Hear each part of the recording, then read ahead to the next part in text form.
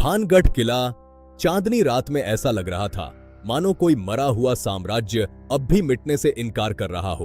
अरावली की पहाड़ियां उसे काले पंजों की तरह घेर कर खड़ी थीं और टूटी दीवारों के बीच से गुजरती हवा ऐसी आवाज कर रही थी जैसे किला खुद सांस ले रहा हो।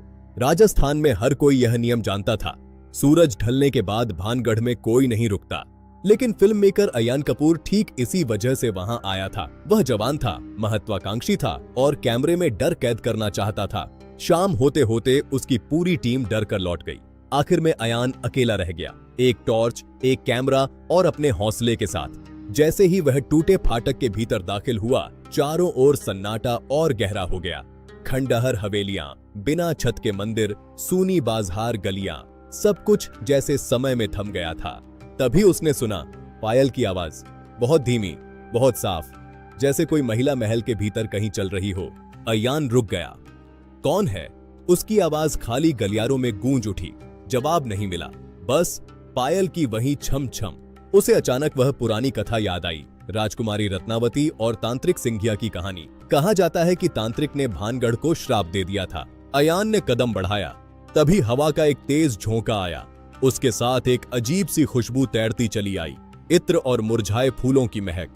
गलियारे के अंत में एक आकृति खड़ी थी, एक महिला, शाही लहंगा, सिर पर घूंघट, पैरों में चमकती पायल। वह बिल्कुल स्थिर थी। रत्नावती! उसके मुंह से अनायास निकला। आकृति ने धीरे से सिर झुका दिया।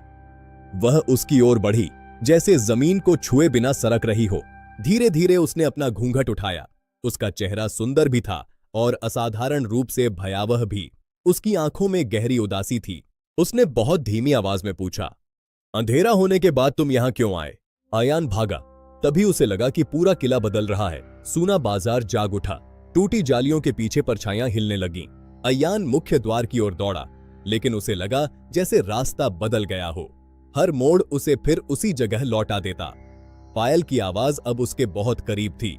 राजकुमारी फिर वहीं थी। उसने अयान की ओर हाथ बढ़ाया। उसकी उंगलियां ठंडी थीं, बर्फ जैसी। वह धीमे से बोली, अब तुम भी इस कहानी का हिस्सा हो। अगली सुबह पहरेदारों को किले के बाहर अयान का कैमरा मिला। अयान खुद कभी नहीं मिला। कैमरे की आखिरी रिकॉर्डिंग में बस अंधेरा था और उसके पीछे टूटी गलियों में खड़ी अनगिनत धुंधली आकृतियां, सबसे बीच में वही शाही साया मुस्कुराता हुआ। आज भी लोग कहते हैं, अगर पायल की आवाज आने लगे तो वहां रुकना नहीं चाहिए, क्योंकि भानगढ़ की कहानियां बस गूंज बनकर रह गई हैं।